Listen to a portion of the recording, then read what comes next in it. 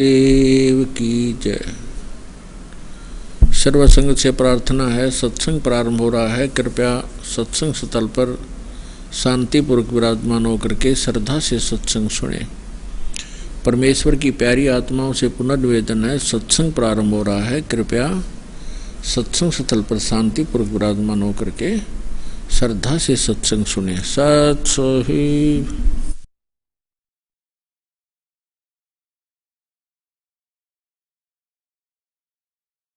सतगुरुदेव की जय। बंदी छोड़ कबीर परमेश्वर जी की जय। बंदी छोड़ गरीबदास जी महाराज जी की जय। स्वामी रामदेवानंद जी गुरु महाराज जी की जय।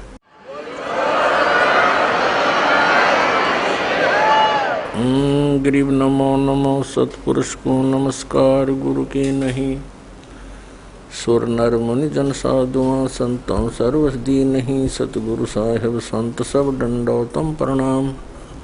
आगे पीछे मध हुए तिनको जा कुर्बान। नराकार निर्विषम काल जाल वैभंजनम निर्लेपम निज निर्गुणम अकल अनुबेशुंदुनम। सोहम सुरति समाप्तम सकल समाना निर्तल। उज्ज्वल हीरंबर हरदमम वे परवा अथाह वार पार नहीं मध्यतम। ग्रीव जो सुमर सिद्ध होई गणनायक गलताना। करो अनुग्रह सोई पारस पद परवाना। आदि गणेश मनाऊं गणनायक देवन देवा। चरण कमलो लाऊं आदंत करूं सेवा। परम शक्ति संगीतम रिद्धि सिद्धिदाता सोई। अवगत गुण अतीतम सतपुरुष निर्मोही।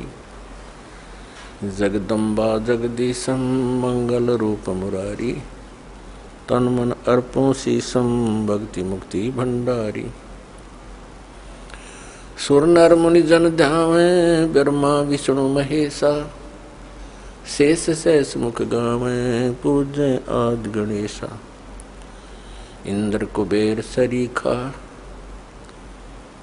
वरुण धर्म राय ध्यावे। समर्थ जीवन जी का मन इच्छा फल पावे। 33 कोटि अदारा ध्यावे शेष 88। उत्तर बहुजल पारा कट है यम की फांसी। 33 कोटि अदारा ध्यावे शेष 88। उत्तर बहुजल पारा कट है यम की फांसी। सत साहिब कर जोरूं विनती करूं। धरूं चरण पर शीश। गुरु जी राम देवानंद जी महाराज ने दियो नाम बख्शीश। कोटि कोटि सिजदा करूं कोटि कोटि प्रणाम। चरण कमल में राखियो मैं बंदी जाम गुलाम। कुत्ता हूँ गुरुदेव का रामपाल दास का नाम। गले प्रेम की जेवड़ी जाखें चो वहाँ जाऊं। तो करो तो बावड़ो दूर दूर करो तो जाऊं। जो राखो तो ही रहूं जो देवो सुख। परम पिता परमात्मा पूर्ण ब्रह्म सारी सृष्टि के रचनहार कुल मालिक कबीर देव कबीर साहब अल्लाहू अकबर जी की असीम कृपा से आप पुण्यात्माएं सत्संग सुनने के लिए उपस्थित हुए। सत्संग का उद्देश्य होता है कि इस भूले हुए प्राणी को परमात्मा की याद ताज़ा की जाए। सत्संग के अंदर ज्ञान कराया जाता है कि मनुष्य जीवन किस लिए प्राप्त हुआ। मानव जीवन का मूल उद्देश्य क्या है, तो उसमें याद दिलाया जाता है कि महापुरुषों की वाणी प्रमाण के अंदर ली जाती है और वो अमर वाणी जो परमात्मा स्वयं आकर के यथार्थ ज्ञान हमें सुनाते हैं, जिसको गीता जी अध्याय नंबर 4 के श्लोक 32 में सच्चिदानंद घन ब्रह्म की वाणी कहा है, कबीर वाणी कहा है, वो अमर वाणी परमात्मा स्वयं सुनाते हैं अपने मुख कमल से। तो इन महापुरुषों की और परमात्मा की उन अमर वाणियों को आधार बनाकर सत्संग सुनाया जाता है और उसके अंदर सत्संग के अंदर सभी सद्ग्रंथ भी आधार बनाए जाते हैं और उनके आधार से जो ज्ञान सुनाया जाता है वो सत्संग है। इसके अतिरिक्त अन्य कोई वचन सुनाते हैं, प्रवचन सुनाते हैं, सत्संग करते हैं और वो हमारे पवित्र सद्ग्रंथों से या उन महापुरुषों की अमर वाणी से या परमेश्वर कबीर जी की अमर वाणी से मेल नहीं खाते हैं, तो वो सत्संग नहीं है, क्योंकि उनके अंदर सत्य नहीं है, सत्य का अभाव है। सबसे पहले सत्संग के अंदर ये जानकारी दी जाती है, मानुष जन्म पायक नहीं रटे हरि नाम, जैसे कुआं जल बिना बनवाया क्या काम। मानुष जन्म दुर्लभ है मिले न बारंबार, जैसे तरवर से पत्ता टूट गिरे वो बहुर न लगता डर। परमात्मा पूर्ण ब्रह्म सत्य पुरुष कबीर देव जी, कबीर साहब जो काशी शहर के अंदर एक जुलाहे की भूमिका करके और परमात्मा जो गुण रखता है उसका प्रमाण दे करके अपनी अमृत वाणी को उच्चारण करके यथार्थ ज्ञान देकर वो सहशरीर आए थे, सहशरीर चले गए। वो पूर्ण परमात्मा है और परमात्मा के ज्ञान को परमात्मा ही बता सकते हैं। जीव तो अटकल लगाते हैं। कुछ श्रद्धालु कहते हैं संत को चाहिए कि वो अपना अनुभव बतावे, किन्हीं सद्ग्रंथों या पोथियों का सहारा ना ले। ऐसे विचार रखने वाले व्यक्तियों का ये भी मानना होता है कि सभी जितने भी ग्रंथ हैं ये मानव की रचनाएं हैं, उनका अपना अनुभव है। पुण्यात्माओं, ये सब अज्ञान आधार से ही प्राणी बोल सकता है और इस अज्ञान को हटाने के लिए सत्संग की आवश्यकता पड़ती है। जैसे देश का संविधान होता है, वो भी एक पुस्तक है और वो भी एक मानव ने लिखी है। आपकी बात बड़ी करके चले और कोई अन्य मानव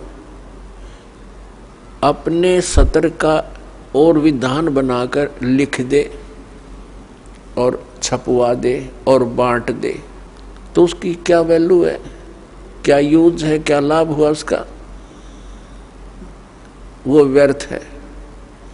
इसी प्रकार परमात्मा के विधान को लिखने वाला भले ही कोई मानव है, जैसे श्री वेद व्यास जी और श्री धर्मदास जी और श्री गोपाल दास जी, लिखने वाले मानव हैं, लेकिन वो संविधान परमात्मा का है और उस विधान के अनुसार जिसके वचन नहीं है, उस संविधान यानी परमात्मा के विधान ज्ञान अनुसार किसी अन्य व्यक्ति, ऋषि महर्षि या किसी संत मंडलेश्वर महंत की वो पुस्तक परमात्मा के विधान से मेल नहीं खाती है तो व्यर्थ है। दूसरी बात रही कि संत को चाहिए कि वो अपना अनुभव बतावे, पुस्तकों का आधार ना माने। ये भी एक बालक के विचार हो सकते हैं जिसने कभी विद्यालय देखा ही ना हो। जैसे टीचर होते हैं, विद्यालय में पढ़ाते हैं अध्यापक, उनका एक निर्धारित पाठ्यक्रम होता है, सिलेबस कहते हैं उसको। और जो टीचर सिलेबस से बाहर ज्ञान देता है और सिलेबस के अनुसार ज्ञान नहीं देता है, वो भले ही उसको पढ़कर सुनावे या उसको याद करके वैसे सुनावे, वचन वही होने चाहिए जो पाठ्यक्रम की पुस्तकों में विद्यमान है। तो वो टीचर ठीक है, हितैषी है। और जो उन पाठ्यक्रम की पुस्तकों से हटकर अपनी कोई अन्य बकवाद सुनाता है तो वो टीचर ठीक नहीं। अब जैसे परमात्मा की जानकारी परमात्मा ने आकर बता दी और उन्होंने ये भी ज्ञान दे दिया कि तुम ऐसे ऐसे करो जिस कारण से तुम वहां उस स्थान को प्राप्त कर लोगे जहां जाने के बाद फिर लौटकर संसार में कभी नहीं आना पड़ता। उसको पूर्ण मोक्ष कहते हैं। अब परमात्मा के दर्शन मात्र से, कोई कहते हैं कि भगवान के दर्शन हो जाए तो कल्याण हो जाता है। परमात्मा के दर्शन बहुत अच्छी बात है, बड़े पुण्यकर्मी प्राणी को ही हो सकते हैं, लेकिन परमात्मा के दर्शन से कल्याण मोक्ष नहीं होगा। परमात्मा ने आकर के जो ज्ञान दिया है उसके अनुसार भक्ति साधना, नाम की कमाई, यज्ञ हवन, जो भी जानकारी दी है उनके करने से मोक्ष होगा। उदाहरण के लिए जैसे पवित्र हिंदू धर्म के अंदर हम मानते रहे और मानते हैं जब तक ये ज्ञान नहीं होता कि भगवान शिव जी और उनकी धर्मपत्नी पार्वती जी इकट्ठे ही रहते थे एक ही परिवार में, और सबसे ज़्यादा दर्शन पार्वती ही किया करती थी। लेकिन कल्याण नहीं हुआ। कल्याण हुआ उसका जब उनको भगवान शिव ने वो मंत्र दिया और पार्वती जी ने जाप किया, तब उनका उतना कल्याण हुआ जितना भगवान शंकर जी के द्वारा दिए गए मंत्र से होना है। लेकिन वो कंप्लीट मोक्ष नहीं है। फिर भी जो विषय है उसी से चलते हैं। कहने का भाव ये है कि भगवान के दर्शन पुण्यकर्मी प्राणी को ही होते हैं, लेकिन संत जो बताते हैं, परमात्मा जो ज्ञान देकर जाते हैं, उसके अनुसार साधना करने से ही मोक्ष होगा। नाम की कमाई करनी पड़ेगी। कुछ एक ऐसे सिरफिरे संत हैं, वो ये कहते हैं नाम की कमाई कुछ काम नहीं करे, नाम का जाप करने की कोई आवश्यकता नहीं, सतगुरु पार कर देगा। वो टीचर नहीं, वो दुश्मन है विद्यार्थियों का, जो विद्यार्थियों को ये कहता है कि तुमने पढ़ने की आवश्यकता नहीं, टीचर पास कर देगा। और ये अपने आप में संत भी कहते हैं और श्रद्धालु इनके पास भी इकट्ठे होकर के संत मान करके इनके गुणगान करते हैं, इनके विचार सुनते हैं, फॉलोअर बन जाते हैं। इसका कारण क्या है कि हमें बिल्कुल ज्ञान नहीं अध्यात्म का, और जब तक हमें अध्यात्म ज्ञान नहीं होगा ये संत हमारा ऐसे ही एंडोड़ा बनाए रखेंगे। किसी ने चार अटपट बातें अलग से कर दी, हमने ऐसा लगेगा कि ये पूर्ण संत है। तो दास का उद्देश्य है कि आप जी को अध्यात्म ज्ञान से इतना परिचित करवा दूं कि आप किसी से भ्रमित ना हो सकें। नाम दे देना ये तो आसान सी बात है, उसका आपने सिमरण करना है, बहुत अच्छी बात है। लेकिन बने बनाए काम ने बिगाड़ दे कोई सिर फिरा के कि वो संत पूर्ण है, वो ऐसा बताता है, वो ऐसा करता है, तो आप जी उनको इस ज्ञान के आधार से अपने सतर से ही रिजेक्ट कर दो कि नहीं, आप भ्रमित हैं, आप जी को ज्ञान नहीं। तो पुण्यात्मा, अपना अनुभव बताना अच्छी बात है, लेकिन वो अनुभव उन सदग्रंथों से मेल खाता हो। जैसे एक थ्योरी होती है, जैसे बच्चे प्रैक्टिकल करते हैं लैब में, तो प्रैक्टिकल करने से पहले उनको एक लिखित विधान, उसकी प्रक्रिया दी जाती है। फिर बच्चे उनको पढ़ते हैं कि कौन सी कैसे कैसे करना है, उसको पढ़कर फिर वो प्रैक्टिकल करते हैं। तो ये ज्ञान जो है ये एक थ्योरी है, यानी ये लिखित जानकारी है जो प्रैक्टिकल हम करने जा रहे हैं। जिनकी थ्योरी ही गलत है तो प्रैक्टिकल भी ऑटोमेटिकली गलत होगा। तो हमारे जो सदग्रंथ है ये हमारी थ्योरी है, और परमात्मा के जो साधन उसमें वर्णित है वो करना हमारा प्रैक्टिकल है। फिर उनके करने से जो उपलब्धि होगी वो भी सदग्रंथों में लिखा हुआ है। फिर वो बताने की आवश्यकता कैसे पड़ेगी, अपना अनुभव बताओ। तो इस प्रकार ये भ्रमित व्यक्ति कदम कदम पर बैठे हैं, भ्रमित करने वाले। श्रद्धालुओं की कमी नहीं, श्रद्धालु को तो परमात्मा की एक विशेष कसक होती है और वे परमात्मा के लिए भटक रहे हैं। आत्मा जब से मालिक से बिछुड़ी है, इसको उसी समय से उसकी आवश्यकता महसूस हो गई थी। जिस भक्त आत्मा ने सृष्टि रचना सुन रखी है तो उनको ज्ञान है कि पहले तो हम अपनी स्वेच्छा से इस काल भगवान के साथ लग गए और भगवान से विमुख हो गए। और जिसमें ये प्रकृति दुर्गा देवी जी इस काल भगवान के पास छोड़ी गई, उसी समय से इस काल ने हमारे साथ दुर्व्यवहार प्रारंभ कर दिया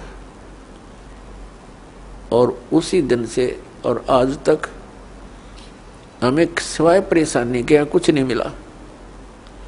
तो उसी समय इसको महसूस हो गया था, इस दुर्गा को पुकार की थी, भगवान मुझे बचा ले। अपने पैर पे कुआड़ा मार के हम यहाँ आए हैं और पुकार करते हैं भगवान बचा ले। अभी तक हम उस भगवान से प्रार्थना करते रहे जो हमें दुखी तो कर सकता है, सुखी नहीं कर सकता। वो कौन है? ये ब्रह्म है, ज्योति निरंजन काल है, जिसके लोक में हम यहाँ रह रहे हैं। और इसके 3 पुत्र हैं, रजगुण श्री ब्रह्मा जी, सतगुण श्री विष्णु जी और तमगुण श्री शिव जी। हम इनसे भी अर्ज करते हैं हमारी रक्षा करो। ये अपनी रक्षा नहीं कर सकते क्योंकि ये सक्षम नहीं है, ये समर्थ नहीं है, ये भी अपने कर्म के दंड को ही भोगते हैं। इनको इतना ही अधिकार दिया हुआ है कि जो जैसे कर्म करेगा वैसा ही फल तुम दे सकते हो, इससे हटकर आप कुछ नहीं कर सकते। ये केवल हमें अपना किया कर्म ही दे सकते हैं और ये काल भगवान के अधीन हैं, ये विवश हैं और अपने ही ये भाई बहन हैं। इनकी पिछले पुण्य कर्म अधिक है, इनको उच्च पोस्ट प्राप्त मिल गई इस ब्रह्मांड की। लेकिन ये आपके साथी हैं, दुश्मन नहीं। लेकिन ये विवश हैं, इस काल भगवान के संकेत के बगैर ये कुछ नहीं कर सकते और इनको केवल जैसा कर्म प्राणी करता है वैसा ही फल देने का ही अधिकार है, इसे हटकर नहीं। ना ये किसी को सुखी कर सकते और ना ये किसी को दुखी कर सकते। इनसे हटकर जो और अन्य देवता है उनकी तो बात ही छोड़ो। तो कहने का भाव ये है कि जब से हम भगवान से बिछड़े हैं, संकटों को झेल रहे हैं, महा कष्ट उठा रहे हैं और ऐसे ही तड़प तड़प कर हम शरीर त्याग जाते हैं और हम भगवान से पुकारते भी रहते हैं, सुनाई बिल्कुल नहीं होती, जो कष्ट आना है आ ही जाता है। तो हम किस भगवान से पुकार करते हैं जो सुख दे ही नहीं सकते, और जो भगवान हमें सुख दे सकता है हमारे प्रारब्ध के अंदर यानी किस्मत में लिखे हुए पापों को नाश कर सकता है, क्योंकि पापों के नाश होने से ही सुख हो सकता है जीव को। तो उसकी हमें जानकारी नहीं, उसका ज्ञान नहीं, क्योंकि इस काल ने अपने बहुत से एजेंट तैयार कर रखे हैं जो संत कहलाते हैं, महंत कहलाते हैं। मंडलेश्वर आचार्य और शंकराचार्य कहलाते हैं। इन्होंने पूरे मानव को भ्रमित कर दिया, और साथ में ये काजी और मुल्ला और पीर और ये ईसाई धर्म के फादर, ये सब भ्रमित हैं। इनको किसी को भी अध्यात्म पूर्ण ज्ञान नहीं। ये सब काल के एजेंट हैं, इस ब्रह्म के ही पुजारी हैं। और हमने पूजा करनी है परम अक्षर ब्रह्म की। वो परम अक्षर ब्रह्म ही सब पापों को नाश कर सकता है, और जब तक पाप नाश नहीं होगा जीव सुखी नहीं हो सकता। तो पुण्यात्माओं, सत्संग के अंदर सर्वप्रथम तो ये याद दिलाई जाती है कि मनुष्य जीवन किस लिए प्राप्त होता है। फिर मनुष्य जीवन के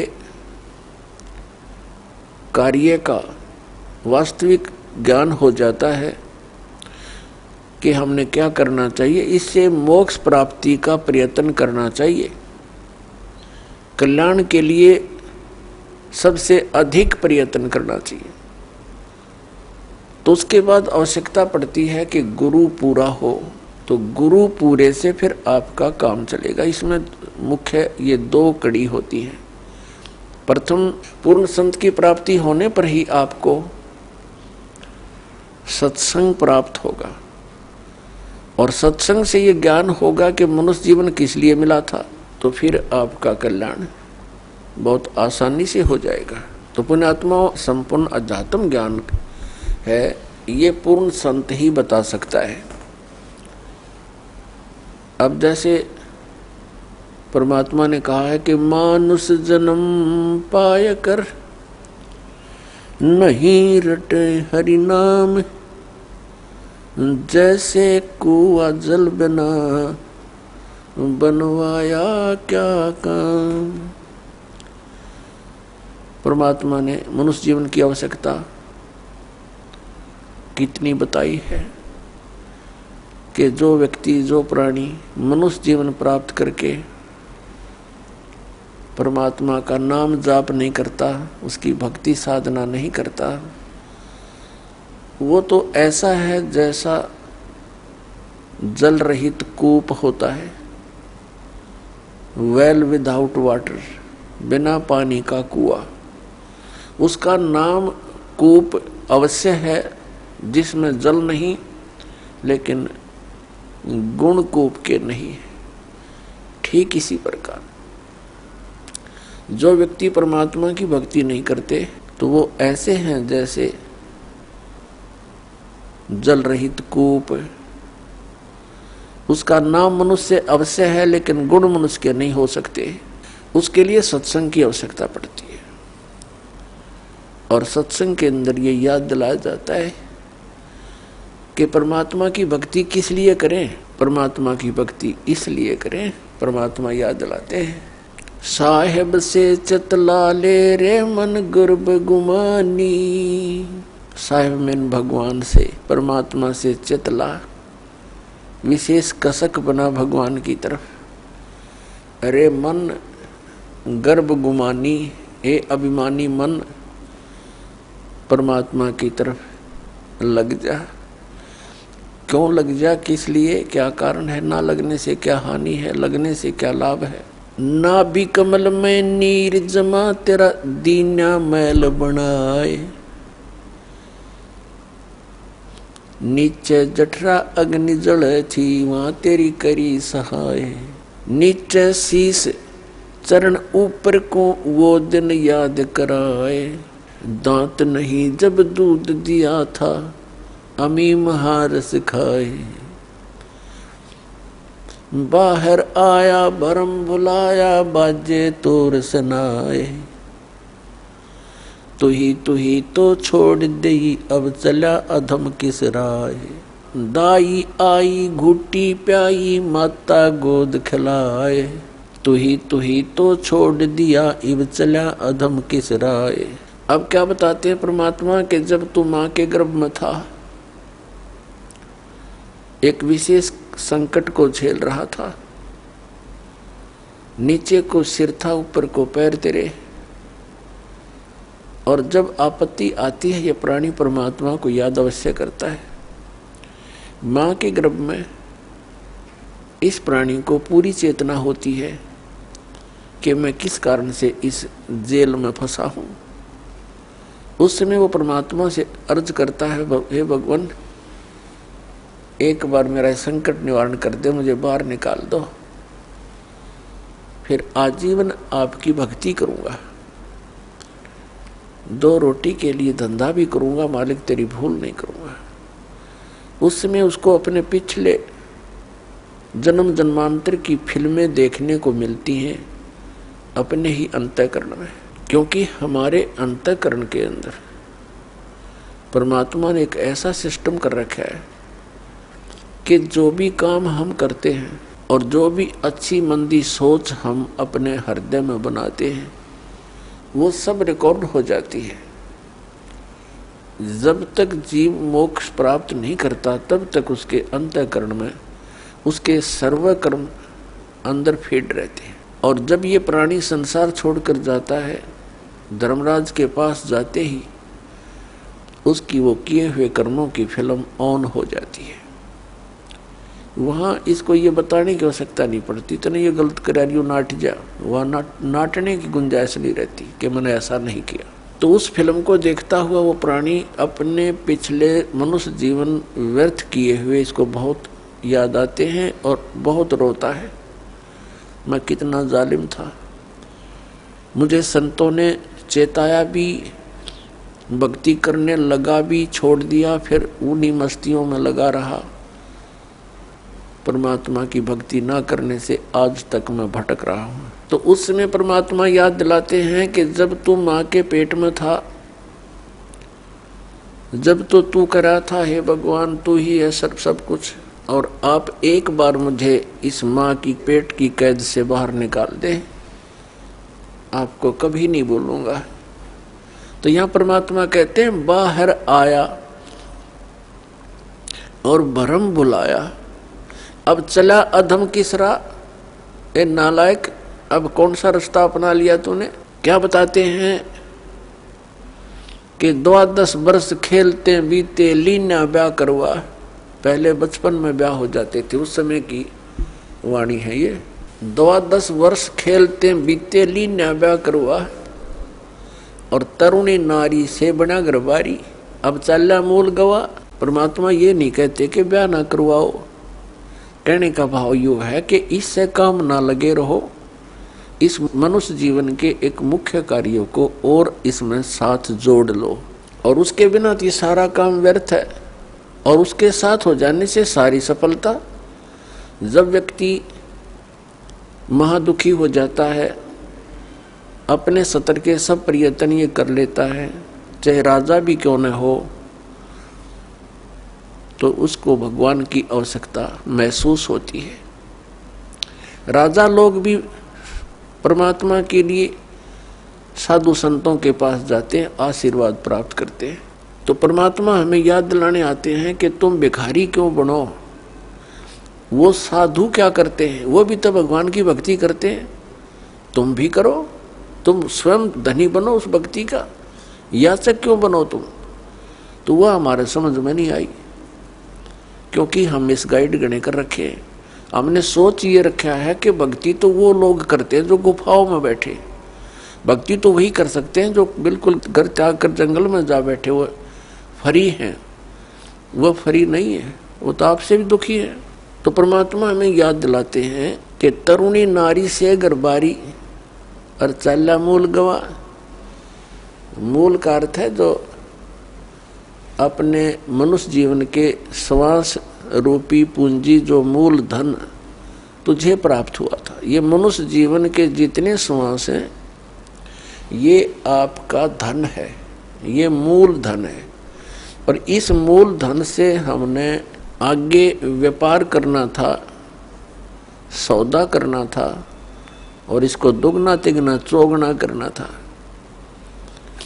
परमात्मा कहते हैं कि 3 लोक और भवन चतुर्दश सब जग सौदे आही, और दुगने तिगने और किए चौगने और किन्हु मूल गवाही। 3 लोक और भवन चतुर्दश ये सभी अपने सौदे के लिए आए हुए। जैसे कोई व्यक्ति विदेश चला गया या दूसरे शहर में चला गया 2, 4, 10 लाख रुपए लेकर व्यापार करने के वजह से कि उनकी 10 के 20 बनाऊं, अपने नेक नीति से कमाऊं, और वो उन पैसों से ही जाकर के होटल में मौज मस्ती कर रहा है, व्यापार कर नहीं रहा, बिजनेस कर नहीं रहा, तो उस मूल धन को खर्च रहा है, उसको बर्बाद कर रहा है और एक दिन कंगाल होकर स्वदेश लौट आएगा और किसी के मजदूर लगेगा। और दूसरा व्यक्ति उन 10 लाख रुपयों से सौदा खरीदता है, बेचता है, दुगने तिगने कर रहा है, तो उसने उसका यथार्थ लाभ प्राप्त कर लिया। ठीक इसी प्रकार जो मनुष्य जीवन प्राप्त प्राणी इस पूंजी को खर्च रहे हैं, कोई मंत्री बन गया, कोई प्रधानमंत्री बन गया, कोई जज बन गया, कोई IAS IPS बन गया, कोई फैक्ट्री का मालिक बन गया, ये पिछला धन है आपका। कोई मनुष्य जीवन ही आपको मिला है तो बहुत पुण्यकर्मी प्राणी है, आप धनी है भगवान के धन से। जिसको मनुष्य जीवन प्राप्त है वो मूल धन पूरा लिए हुए है। बाकी उच्च पोस्ट प्राप्त हो जाना, राजा बन जाना, ये उस भक्ति धन का एक एक्स्ट्रा आइटम है। ये केवल दान पुण्य का ही फल है इनका। और मूल पूंजी वो भक्ति वाली, वो सबकी मनुष्य जीवन प्राप्त प्राणियों की एक जैसी है, जिनको मनुष्य जीवन मिल गया।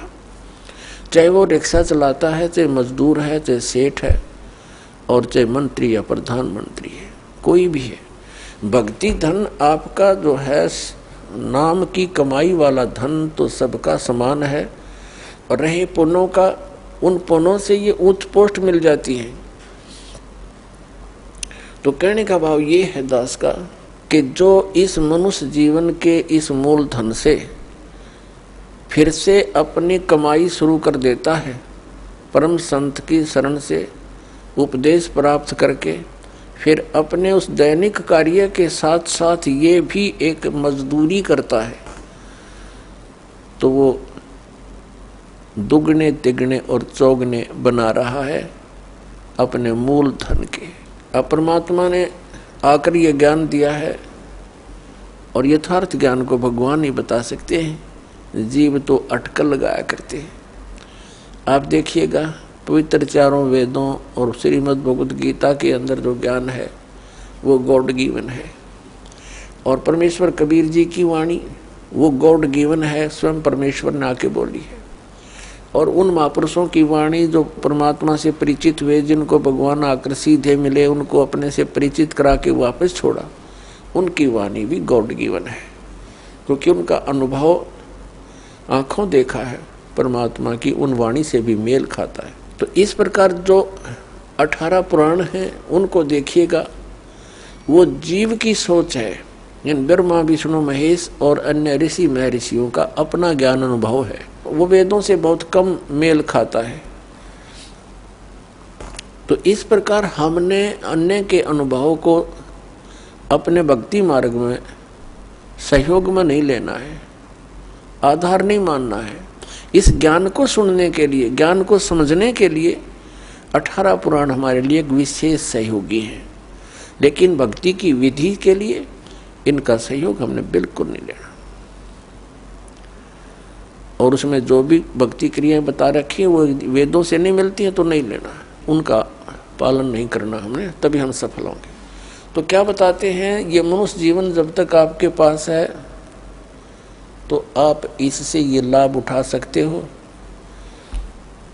क्या बताया है कि लोहे जैसा ताव जात है, ये काया दे सराही, और 3 लोक और भवन चतुर्दश सब जग सौदे आही।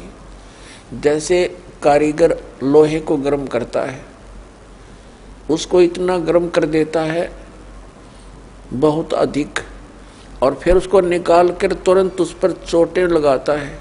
गरम गरम लोहे पर चोट लगा करके वो जो वस्तु बनाना चाहता है बना सकता है। लोहे के जरा से भी ठंडा होने के उपरांत उसके ऊपर चाहे पूरे गणने झाड़ ले, चाहे घन मार ले, उसका कोई लाभ नहीं होगा। वो टेढ़ा मेढ़ा बन जाएगा, वो वस्तु नहीं बनेगी जिसके लिए प्रयत्न किया गया था। तो ये मनुष्य जीवन जिसका शांत हो जाएगा, जब तक मनुष्य जीवन है ये लोहा गर्म है, इस पर राम नाम की चोट मार के आप जो बनाना चाहते हो बना सकते हो। जब ये ठंडा हो जाएगा, मृत्यु हो जाएगी, फिर कुछ नहीं होते, पाछे इसके श्राद्ध निकालते रहियो। वो तो ठंडा होने के बाद चोट मारनी है, और चाहे उसकी 13वीं करते रहियो, 13वीं 17वीं, वो तो लोहा ठंडा होने के बाद व्यर्थ प्रयत्न कर रहे हो। तो यहाँ क्या बताते हैं, 3 लोक और भवन चतुर्दश सब जग सौदे आही, दुगने तिगने किए चौगने किन्हू मूल गवाही। किसी ने तो दुगने तिगने चौगने कर लिए मनुष्य जीवन से सतभक्ति करके, और किन्होंने मूल का नाश कर लिया, मूल गंवा दिया, यानी मनुष्य जीवन को यही फूफर करके अन्य क्रियाओं में ही व्यर्थ कर गए। उन्होंने मूल धन का नाश कर दिया। अब भक्ति न करने से क्या हानि होगी। नर से तू पशुआ की जय, गद्दा बैल बनाई, ये 56 भोग कहाँ मन मूर्ख, कित कुरड़ी चरने जाई। पुण्यात्मा, हम मनुष्य जीवन प्राप्त करके उन सभी सुविधाओं को प्राप्त कर लेते हैं जो भगवान मनुष्य जीवन प्राप्त प्राणी को देता है। वो क्यों देता है? इसलिए देता है कि इन सुविधाओं को प्राप्त करके ये भक्ति कर लेगा, अपना कल्याण करा लेगा। जिनको मानव शरीर प्राप्त है, वो उनकी ड्रेस अन्य प्राणियों से भिन्न है। ड्रेस मीन आपका ये शरीर, ये बॉडी, ये ड्रेस है, एक पोशाक है आपकी, ये स्टूडेंट की है। और जो स्टूडेंट, जो विद्यार्थी अपना उद्देश्य को पूरा ना करके, पढ़ाई ना करके सिनेमा देखता है, गेम देखता है, बाहर बकवाद करता है, तो फिर क्या होगा? वो अपना जीवन नाश कर रहा है, वो अपने उद्देश्य से भटक चुका है। और फिर क्या बनेगा? वो मजदूर लगेगा और कहीं मिट्टी ढोएगा, रिक्शा चलाएगा, पल्लेदारी करेगा। जिस उद्देश्य से वो विद्यालय में गया था उससे चूक गया, वो लाभ प्राप्त नहीं कर सका। ठीक इसी प्रकार आप जी, जिनको भी मानव शरीर प्राप्त है, चाहे वो रिक्शा चालक है, चाहे कोई मजदूर है, चाहे कोई धनी व्यक्ति है, चाहे अधिकारी कर्मचारी है, या कोई मंत्री, प्रधानमंत्री, मुख्यमंत्री, राष्ट्रपति है, ये सब स्टूडेंट हैं। और जो ये भक्ति साधना नहीं कर रहे, वो अपने उद्देश्य से भटक चुके हैं। माता पिता से प्राप्त उस धन का वो दुरुपयोग कर रहे हैं। हमारा माता पिता कौन है? कबीर भगवान।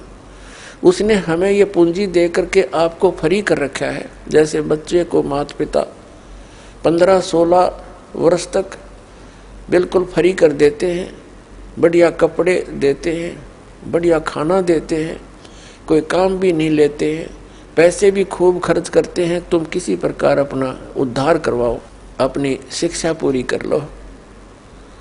तो पुण्यात्माओं, परमात्मा ने आपको वो धन देकर यहाँ एक विशेष ड्रेस पर रखी है। इसमें विशेष सुविधाएं हैं जिससे आप भक्ति कर सकते हो। बच्चे को इसलिए सुविधा दी जाती है, विद्यार्थी को, कि उन इन सुविधाओं को प्राप्त करके ही वो पढ़ाई कर सकता है, तभी सफल हो सकता है।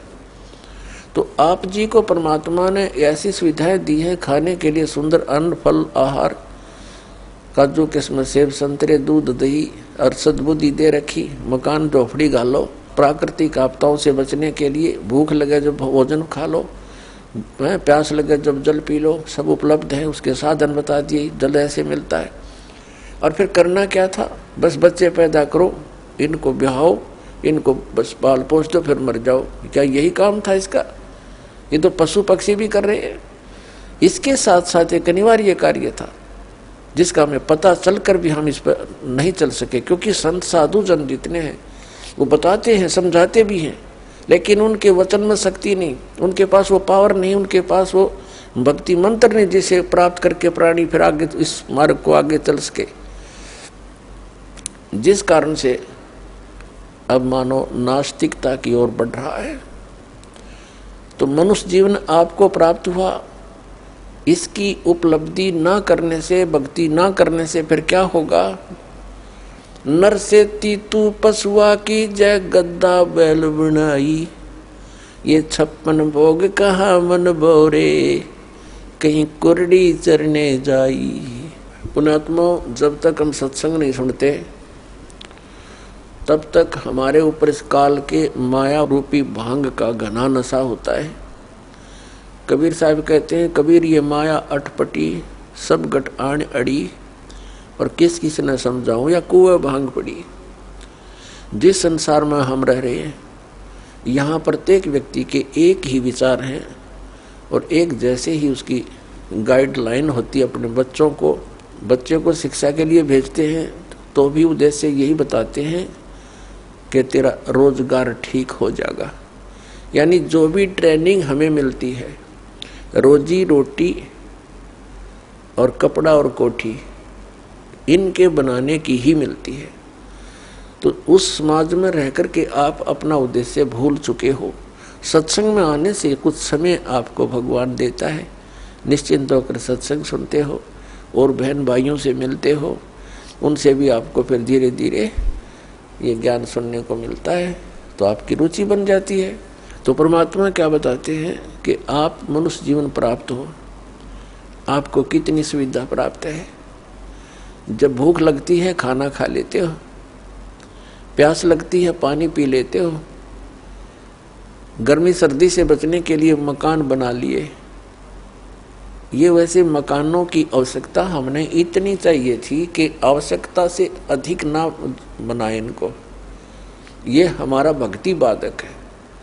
जो भक्ति करना चाहते हैं, मोक्ष कराना चाहते हैं, तो उनको इन सब नियमों को फॉलो करना पड़ेगा जो बताए जाते हैं, क्योंकि वो भक्ति में बाधक है। और जो भक्ति बाधक है आप उनको भी साथ लेकर चल रहे हो, तो आप ऐसा कर रहे हो जैसे किसी पशु के गल में लठ बांध दिया करती सा मोटा रस्से में गाल कर। अब वो चल नहीं सकता उस स्पीड से जैसे उसने चलना चाहिए, चल गट्टियां पर लग गए। तो आप जी इन मर्यादाओं को पालन ना करके और भक्ति रूपी मार्ग पर चलने की चेष्टा करोगे, आप नहीं सफल हो सकते।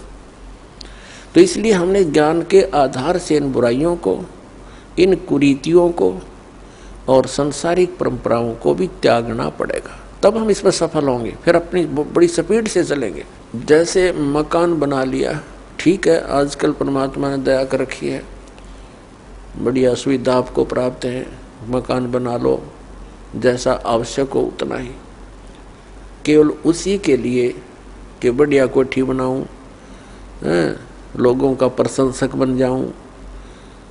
ये हमारी अपनी सोच होती है, अध्यात्म मार्ग नहीं है। तो मकान बनाओ जितना आवश्यक हो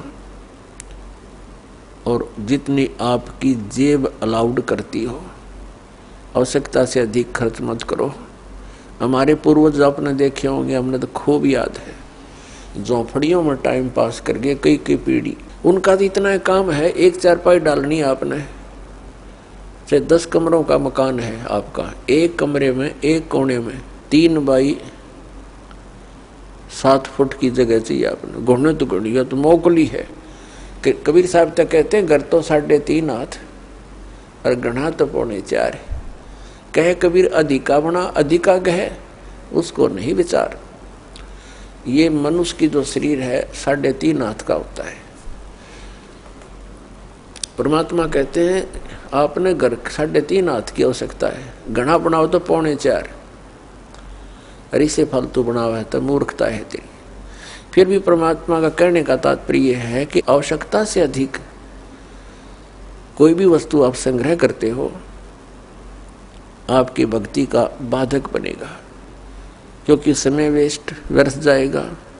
कोठी बना ली, 10 लाख दो आपने 1-2 लाख अपने पास से लगा लिए, 3 लाख कर्जा कर लिया। अब जब तो कर्जा ले लिया, ऋण ले लिया, पता नहीं चला 1 महीने के बाद मांगने वाला आने लग जाएंगे, चैन गई, रात न नींद आवे नहीं, और भक्ति का भी नाश। को ठीक है काम आई आपके। तो इस प्रकार हमने भक्ति मार्ग में जो बाधाएं हैं उनको त्यागना पड़ेगा। अब क्या बताते हैं, परमात्मा ने हमें कितनी सद्बुद्धि दे रखी है, और ये भक्ति ना करने से इन कोठी बंगले बनाने में और धन बढ़ाने में अपना जीवन व्यर्थ कर जाएंगे, तो फिर क्या होगा। नर से तीतू पशुआ की जय गद्दा बैल बनाई, अरे ये सुंदर भोजन का मन बोरे कि तो कुर्डी चरने जाई। ओए होए, अपने आत्मा इतना कुछ सुनकर भी हमारे यह बात अंदर जगह बनाती नहीं, क्योंकि हमें ये सब सुविधाएं उपलब्ध है और हर समय है, और ये तो आपके अंतिम सांस तक आपको रहेंगी जब तक मनुष्य जीवन में हो। क्योंकि माता पिता बच्चों को जब तक वो कॉलेज स्कूल नहीं छोड़ता वो सुविधा देता ही रहता है, और जो बच्चा उसका सदुपयोग ना करके आता है तो फिर वो बहुत दुख उठाता है। तो इस प्रकार इस सत्साधना भक्ति करने से मोक्ष होना था, जहाँ जाने के बाद फिर लौटकर कभी संसार में नहीं आते, वहाँ हमें बहुत सुख होना था। जैसे बच्चा विद्यालय में पढ़ता है, कॉलेज में पढ़ता है, महाविद्यालय में, उसको वहाँ कुछ नहीं मिलना, वहाँ से उसको विद्या प्राप्त हुई, उस विद्या के आधार से उसको अन्य फील्ड में वहाँ जाकर के वो सुविधाएं मिलनी है।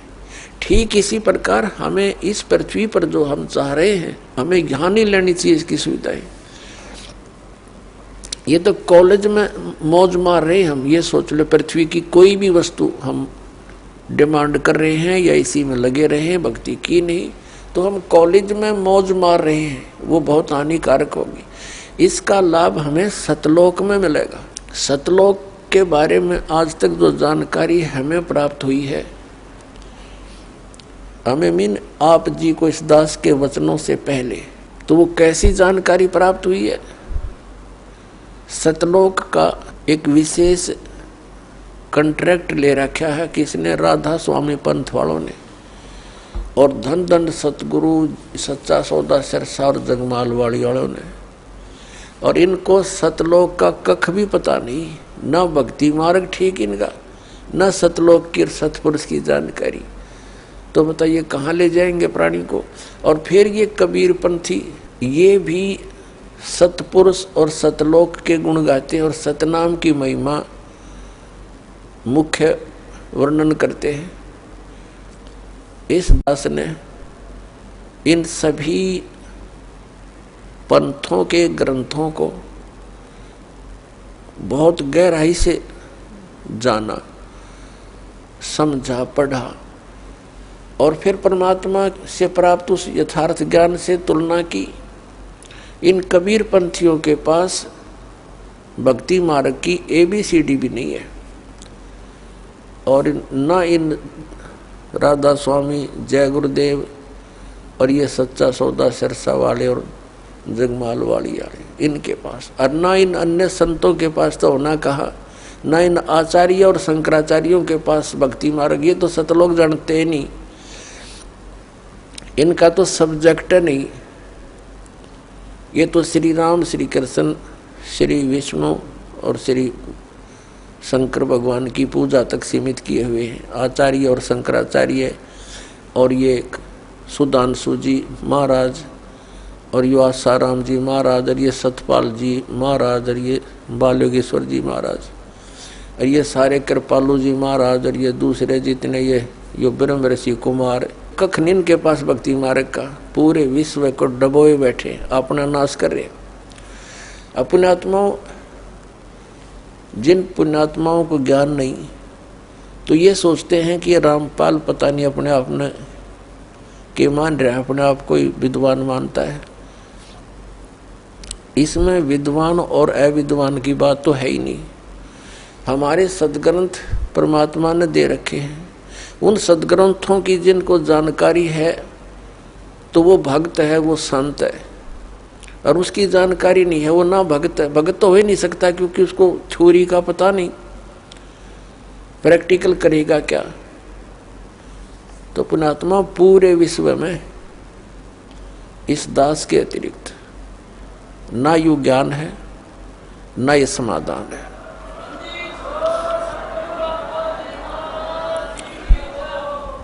ये वचन प्रथम बार कोई सुनता है तो उसको खटकते हैं, लेकिन समय आने पर ये अच्छे भी लगेंगे, मीठे लगेंगे। एक बार परमेश्वर कबीर जी ने गोरखनाथ जी से वार्ता करते समय कहा था कि गोरखनाथ मैं सबन का गुरुआ। परमात्मा ने कहा था मैं सबका गुरु हूँ, उस्ताद इस अध्यात्म मार्ग में। तो गोरखनाथ जी कहने लगे तो मेरा वचन मोह लग गया कड़ुआ कि आपकी बात मुझे अच्छी नहीं लगती, आप कहते हो मैं सबका गुरु हूँ। तो परमात्मा ने कहा कि कड़ुआ लगे सो मीठा होई, हमारी बात पतीजे जोई। पतीजे माने विश्वास करे। परमात्मा ने कहा था ये जो कड़ुआ लगे सो मीठा होई। आज आपके गले नहीं उतरी ये बात कि मैं सबका गुरु हूँ, मैं सदगुरु हूँ, वो अलग बात है, लेकिन कड़ुआ लगे सो मीठा होई, हमारी बात पतीजे जोई। विश्वास करो, मैं जो बता रहा हूँ इस पर करके देखो, अध्ययन करो, सदग्रंथों को चेक करो, फिर ये बात आपको सच्ची महसूस होगी जो दास ने अभी कहा था। तो प्रसंग जो चल रहा है वहीं आते हैं। ये जितने भी हैं, विशेषकर राधा स्वामी पंथ, जय गुरुदेव पंथ, ये सच्चा सौदा सरसा वाले और जगमाल वाली वाले और ये ठाकुर जी वाले, एक दनौद भिवाणी वाले, ये सारे नरे बबुल के बीज उग गए, पेड़ उग गए। अपने आत्माओं ये बताते हैं कि सतलोक में परमात्मा निराकार है, और इन्हें ना सतलोक का पता। सतलोक क्या है? कहते वही सतलोक, वही सतनाम, वही सार नाम, वही सार शब्द और वही सतपुरुष, वो सतलोक ही है, वो निराकार है, चेतन प्रकाश है। और इनका ये सभी कबीर पंथियों का और सभी इन राधा स्वामी से निकली हुई उनकी ब्रांचों का, जैसे सच्चा सौदा सरसा और जगमाल वाली और ये ठाकुर जी जय गुरुदेव जी वाले, इनका मानना है कि मोक्ष प्राप्त प्राणी सतलोक के अंदर उस परमात्मा के प्रकाश में ऐसे मिल जाती है वो आत्मा जैसे बूंद समंदर में। एक रांजड़ी गांव जम्मू के अंदर एक नया संत मिला जिसका नाम है मधु परमहंस, और वो भी कबीर पंथी कहलाता है। और सतलोक को कैसे डिफाइन करता है? सृष्टि रचना सुनाते समय उसने क्या बताया है कि पहले परमात्मा गुप्त थे, फिर उन्होंने एक शब्द उच्चारण किया, उससे एक अद्भुत प्रकाश बन गया। उस प्रकाश के अंदर फिर परमात्मा अमर पुरुष समा गया, वो अमरलोक हो गया। फिर वो फिर अमरलोक बन गया, यानी वो परम पुरुष भी अमर पुरुष भी अमरलोक फिर एक हो गया, वो प्रकाश पुंज। और फिर कहते हैं उस प्रकाश ने परमात्मा को ऐसे छटक दिया, अपने आप को ऐसे छटक दिया, उसमें से बूंद सी बन गई ऊपर जानते, फिर उल्टी आ गई। जैसे जल की बूंद ऊपर को फेंकी जाए, जल में आकर मिल जाती है, पर वो मिली नहीं, वो कण कण से बन गए, बिंदु से बनकर जीव बन गए, घूमने लग गए उस प्रकाश में। वहां जाकर मोक्ष प्राप्त, उसके हिसाब से मोक्ष प्राप्त प्राणी वो हंस बनकर जाते हैं और वो डॉट बिंदु बनकर ऐसे घूमते हैं जैसे मछली जल में उस प्रकाश में भटकती है। ये कहता है कि मेरे पास जो वस्तु है ब्रह्मांड में नहीं। अब उसका सारा जाड़ा लेकर और गांठ बांध दी उसकी, अब दिखा देंगे क्या है उसके पास वस्तु। तो परमात्मा ने दया बख्शी है अपने ऊपर, इस दास के ऊपर दया बख्शी है, वो दिव्य दृष्टि दे दी इस ज्ञान को समझने की और इनके अज्ञान की परख करने की, और वो आपको आसानी से करवा देगा। दास 2 मिनट में समझ जाओगे वास्तविकता क्या है। एक तो इसका विधान है श्री मधु परमहंस रांझड़ी वाले का, जम्मू वाले का। एक तो ये हो गया कि अमर पुरुष और अमरलोक वो एक बन गया, वो चेतन प्रकाश हो गया। और फिर ने कहा सार नाम भी, आदि नाम भी, और सार शब्द भी, विधेय शब्द भी, वो अमर पुरुष ही है। अमर पुरुष वो बनेगा अमरलोक, यानी वो सारा कुछ हो चेतन प्रकाश को, ये अमरलोक भी, सार शब्द भी, सार नाम भी, विधेय नाम भी, आदि नाम वही, सतनाम भी वही, अमरलोक भी वही, सतपुरुष भी, अमर पुरुष भी वही, और सार नाम भी वही। आ गया वहीं जहां से शुरू हुए थे। हे भगवान, ये भोली आत्माओं को क्या पता भी महात्मा जी पहुंचे होंगे, सतलोक देख कर आएंगे। खक देखा उन्हें, सतलोक के अंदर ऐसी ही सृष्टि है, ऐसे ही मनुष्य, वह पशु पक्षी नहीं है, ये कीड़े मकोड़े नहीं है। वहाँ सदाबहार वृक्ष हैं और सदाबहार वहाँ के काजू किस्मत सेब संतरे और फल फूल फ्रूट सारे सदाबहार हैं। वहाँ जाने के बाद प्राणी ना वृद्ध होता, ना उसके अंदर उसकी मृत्यु होती। अपने आत्मा, यदि हमने वहाँ जाकर के न्योय धक्के खाने हैं, डोट बन कर घूमना, क्या आनंद होया? वो खाक आनंद है। मोक्ष का अर्थ होता है जैसे कोई बंधन में ना हो। हम यहाँ कर्मों के बंधन से बंधे हुए हैं, वहाँ कर्म नहीं है। निष्कर्म में मोक्ष प्राप्त होता है, बिना किए प्राप्त होती हैं सब सुविधाएं, उसको निष्कर्म में मुक्ति मानते हैं। तो वहाँ जाने के बाद देखो, आप देखते हैं प्रत्येक व्यक्ति चाहता है काम थोड़ा करूं, ना करूं तो घना बढ़िया और सुविधा सारी हो। यह आभास कहाँ से हुआ? क्योंकि हम ऐसे स्थान पर रहते थे, वहाँ हमने काम तो करना ही नहीं पड़ा था, सुविधा नरी थी, आगे पड़ी रही थी।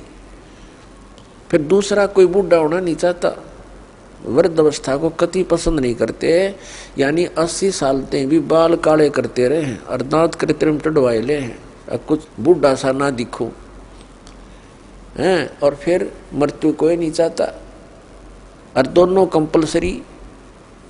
ये तो यहाँ का यूनिवर्सल ट्रूथ है, हार्ड एंड फास्ट रूल है तो इसका कि वृद्ध भी होगा और मृत्यु भी होगी, और हम दोनों पसंद नहीं करते, दोनों कंपलसरी होंगी यहाँ पर। इसी प्रकार कोई काम करना नहीं चाहता।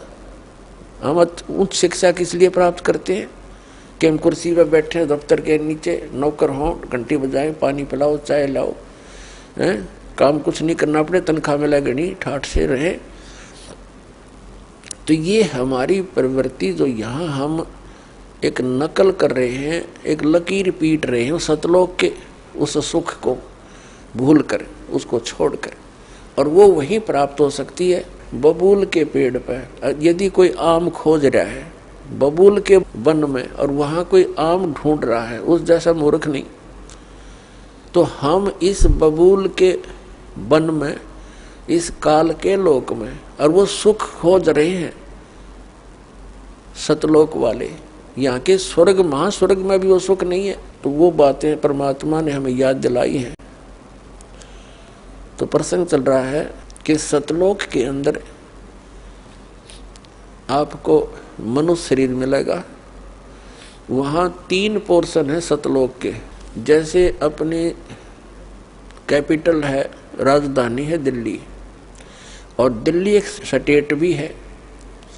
तो दिल्ली का जो बाह्य दिल्ली है, ग्रामीण क्षेत्र है जो, वो तो समझो बाहर की दिल्ली, फिर बीच का बाजार आ गया, और फिर प्रधानमंत्री यानी अपना सेक्रेटरीट जो राजधानी स्थल है। ऐसे ही वहाँ का विभाजन है। तो बाह्य जो क्षेत्र है कति बाहर के साइड का सतलोक का, उसमें बाग बगीचे, फल, झरने, नदियां बह रही है। उसके नेक्स्ट जो सेकंड पोर्शन है उसके अंदर पूरे आपके बहुत सुंदर सुंदर महल बने हुए जो खाली पड़े हैं, जहाँ से आप आए हो छोड़कर। एक एक परिवार का पूरा द्वीप है। जैसे आप किसी भी अधिकारी, कर्मचारी या पैसे वाले सेठ के मकान को देखोगे, वो क्या बनाता है, बड़ी कोठी हो, एक अच्छा आगे आंगन हो, लान जिसे बोलते हैं, और उसके अंदर फल फ्रूटों के पौधे पाधे लगे हों, बगीची बनी हो, झरना लगा रखा हो, तालाब हो। इस तरह की हम सुविधा खोजते हैं। और हम पिकनिक मनाने जाते हैं, पहाड़ देखने आ जाते हैं, बड़े बड़े सुंदर स्थान, झरने देखने जाते हैं। ये हमारा स्वभाव वहाँ से बना हुआ है। और यहाँ तो हम जाते हैं, वहाँ जेब कटवा कर आ जाते हैं, 10,000 रुपये ले गए कुल्लू और मनाली मई जून जुलाई में, और अपने पैसे खर्चो, वह कुछ दिनों के लिए इधर उधर सैर सपट्टे करो और पैसे बर्बाद करके वापस आ जाओ। यहाँ का तो ये सुख है। और सतलोक में जाने के बाद वो कभी अभाव नहीं, कोई खर्च नहीं, और किसी किस्म का कोई वहाँ दुख नहीं। अब हम कोई मरना नहीं चाहते, और ये परिवार बना रहो, हम मरा नाम न कति जरूरत नहीं, चाहे दुखी और भी हो जावा, हम यहाँ से नहीं जा सकते, जरूरत ही नहीं हमने जाने की फिर। लेकिन यह मृत्यु खतरनाक हमारे लिए, और वृद्ध अवस्था, और ये सारा वहाँ होगा, और वहाँ फिर दुख नहीं, कोई काम नहीं, अपना बहुत ही सुविधा है आपको। वहाँ भी आपको परमात्मा की याद बनी रहती है। परमात्मा की जो सिमरन वहाँ भी आपने करना होता है, उस सिमरन का इतना आनंद आता है। कई व्यक्ति सोचते हैं फिर वहाँ करें क्या, वहाँ परमात्मा की याद, वहाँ बहुत सब सुविधाएं हैं जो यहाँ वर्णन नहीं कर सकते। वहाँ आपको पता भी नहीं चलता कितना समय बीत जाता है, और आप सदा सुखी रहते हो। कोई राग द्वेष नहीं, कोई ऐसी चीज का अभाव नहीं जिससे राग द्वेष बने, कोई छोटा बड़ा नहीं, वहाँ पर सबको एक जैसी सुविधा। तो ये सतलोक के अंदर सभी सुविधाएं हैं, और वहाँ पूर्ण मोक्ष है वो प्राणी, कोई प्रतिबंध नहीं। क्योंकि जितने भी यहाँ कानून बनाए जाते हैं निकम्मे आदमियों के लिए बनते हैं। जो नागरिक अच्छे होते हैं वो तो वैसे अपना सद्भावना से रहते हैं, वो कोई अपराध करते नहीं। तो वहाँ सभी नागरिक सही हैं, उनका कोई द्वेष नहीं, राग नहीं, क्योंकि यहाँ से वही प्राणी जाएगा जिसका नेचर सुधर जाएगा और भक्ति धन हो जाएगा। तो यहाँ आपका व्यवहार और स्वभाव सुधारने के लिए प्रैक्टिकल कराया जाता है। तो आप यहाँ आते हो सत्संग में, आप यहाँ आकर के एक तो ज्ञान सुनते हो, ज्ञान सुनो, फिर ज्ञान के ऊपर अमल करो कि जो वचन कहे जाते हैं ये किसी डूम बाट के गीत नहीं, ये परमात्मा का दिया हुआ मार्ग है, परमात्मा के दिए हुए वचन है, ज्ञान है। और आप यहाँ आए किस उद्देश्य से हो इतनी दूर, आप ज्ञान सुन के उस पर प्रैक्टिकल करें, उसको अपने उसको अंजाम में लाए, उस गाइडलाइन पर चलें। अब जैसे यहाँ आते हो आप, यहीं से अपने आप को सुधारना शुरू करो। जैसे सभ्य लोग होते हैं, बस में बैठे और कोई देखा कोई वृद्ध है, उसको कहते हैं अपने साथ एडजस्ट कर लेते हैं, आओ आप बैठ जाओ। और कुछ ऐसे नेक होते हैं अपनी सीट छोड़ देते हैं, आओ जी आप बैठ जाओ। तो पुछले पुण्य कर्मी प्राणी है वो, ऐसे स्वभाव जिनका बना हुआ है। अरे किन्हों का क्यों खड़ा रहे, तो वो कैसा व्यक्ति है। तो ऐसे ही आपने ये एडजस्टमेंट, ये प्रैक्टिकल यहाँ करना है। किसी चीज़ की कोई अभाव हो भी जाए तो उसमें ज़्यादा व्याकुल नहीं हो, अपने आप को एडजस्ट करना सीखे, एक दूसरे को अपने साथ सेट करके अपना टाइम ऐसा बढ़िया बितावा। 3-4 दिन यहाँ रहो इतने, तो इसी प्रकार उन्हीं को वहाँ जाएगा जिसका स्वभाव भी बदलेगा और आपका अंदर अभिमान कम हो जाएगा। अभिमानी प्राणी वहाँ नहीं जा सकता। तो यहाँ से आपको बिल्कुल सुधार के और भक्ति से परिपूर्ण करके तो वहाँ भेजा जाएगा। तो वो व्यक्ति फिर वहां जाकर एक सभ्य समाज बन जाएगा। वहां विकार होते ही नहीं, क्योंकि वो शरीर ऐसा नहीं है, वहां विकार नहीं। तो कहने का भाव ये है कि वहां जाकर के हमने वो सब सुख प्राप्त होंगे। अब प्रसंग चला है कि परमात्मा की भक्ति किस लिए करें, ना करने से क्या हानि है, करने से क्या लाभ है। तो क्या बताते हैं कि नर से तीतु पशुआ कीजे, गद्दा बैल बनाई, ये 56 भोग कहाँ मन बोरे, कहीं कुरडी चरने जाई। अब क्या बताते हैं कि जो ये भक्ति नहीं करते और करते हैं तो अपने शास्त्र अनुकूल नहीं करते, पूर्ण परमात्मा की भक्ति शास्त्र अनुकूल नहीं करते, परम संत की खोज नहीं करते, और वो भक्ति करके भी जीवन व्यर्थ कर रहे हैं। क्या बताते हैं कि सुखदेव ने 84 भुगती बना पजावे खरवो, तेरी क्या बुनियाद पुरानी तू पेंडा पंथ पकड़वो हो। सुखदेव एक ऋषि हुए हैं और उनके अंदर पूर्व जन्म के एक ऐसी पिछले संस्कार थे कि बचपन से उसमें एक सिद्धि थी आकाश में उड़ जाने की, आकाश में उड़ जाने की सिद्धि थी। पुण्यात्मा, आज कोई व्यक्ति इस संसार में ऐसा हो कि आकाश में उड़ जा, सारा विश्व उसके साथ हो ले, भगवान मान का पूजने लग जाए, क्योंकि हम अध्यात्म मार्ग से इतनी दूर हैं, अध्यात्म ज्ञान से हम बहुत दूर हैं। और परमात्मा क्या बताते हैं कबीर जी कि सुखदेव ऋषि आकाश मार्ग से स्वर्ग चला जाता था और उसने गुरु धारण नहीं कर रखा था। तो सबसे पहले सत्संग में ज्ञान दिया जाता है कि भक्ति की आवश्यकता क्यों पड़ी, फिर भक्ति के लिए किन किन वस्तुओं की आवश्यकता है। तो सबसे पहले गुरु होना चाहिए। सुखदेव ऋषि जी का गुरु नहीं था और पिछले जन्म की उसकी भक्ति से बैटरी चार्ज थी। अब जैसे किसी के घर इन्वर्टर होता है, इन्वर्टर की बैटरी फुल हो चुकी हो और चार्जर हटा दिया जाए तो फिर भी काम करती है, बल्ब भी जलते हैं, पंखे भी चलते हैं, वो अपना काम कर रही है। लेकिन चार्जर ना लगने से वो फिर एकदम डाउन हो जाएंगी बैटरी उसकी और सब सुविधाएं खत्म हो जाएंगी। तो ऐसे पूर्व जन्म की जिनकी बैटरी चार्ज है, आज कोई प्रधानमंत्री बन गया, कोई राष्ट्रपति, कोई अन्य पोस्ट प्राप्त है या कोई अन्य फैक्ट्री मालिक है, तो वो पिछली बैटरी चार्ज है, इन्वर्टर काम कर रहा है, लेकिन उन्हें चार्जर नहीं लगा रखा, फिर वो एकदम फ्यूज होंगे तो एकदम उनके जो सब सुविधाएं बंद हो जाएंगी। जैसे आप देखते हो, पुण्यात्माओं, एक आधा ऐसा उदाहरण है, कलेजा फटने को हो जाता है। अब हम क्या चाहते हैं, मंत्री बने, प्रधानमंत्री बन जाए, सुखी हो जाएंगे। एक पोलैंड देश का पूरा मंत्रिमंडल, पूरा कैबिनेट, जिसमें मंत्री भी, प्रधानमंत्री भी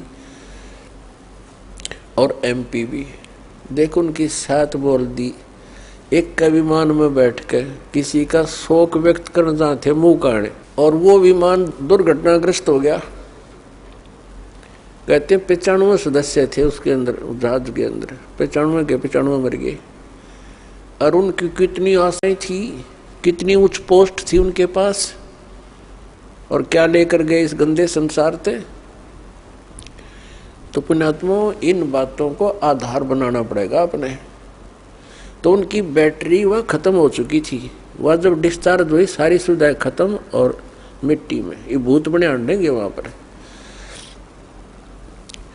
एक दिन एक व्यक्ति बता रहा था वैसे भी, और एक दिन समाचार पत्र में पढ़ा था हमने, 5-6 वर्ष पहले की बात है। एक बहुत बड़ा राजनेता था, उसके साथ 1-2 घर का सदस्य था, 4-5 उसके चेले चपटे। वो उसका हेलीकॉप्टर जो है एक्सीडेंट हो गया, मर गए सारे। अब वो उस गांव में जहां हेलीकॉप्टर गिरा था भूत बनकर वहां धक्के खा रहे हैं और गांव वालों को दुखी कर रहे हैं। वो कहते हैं हमारा यहाँ प्लेटफार्म बनाओ, कोठी बनाओ, हमारी यहाँ रहा करेंगे। कोई ये भूत बात सेवड़ा सेवड़ा बुलाया, उन्होंने पूछा था सीकरी, तब उन्होंने उसको बताया कि हमारा यहाँ वो बनाओ कोठी, हम रहा करेंगे। उनकी फिर वो एक चबूतरा सा बना के वो 4-4 ईंट ला के सारे की नारी नारी कोठी बना रखी इतने। अब वहाँ कोठी बनाए बैठे हुए। तो परमात्मा कहते हैं जो काम नहीं किया, जो करना था इस मनुष्य जीवन से वो किया नहीं, बकवादों में यह मूल धन नष्ट कर दिया। वह बैटरी होगी, डिस्चार्ज चार्जर था नहीं, एकदम सब सुविधाएं। कहाँ गई वह प्रभुता, कहाँ गए वो धन, चाट लो उस हेलीकॉप्टर ने, वो ले डूबा उसको। तो यहाँ परमात्मा हमें याद दिलाते हैं कि सुखदेव ने 84 भुगती, बना पजावे खरवो, तेरी क्या बुनियाद पराणी, तू पेंडा पंथ पकड़वो।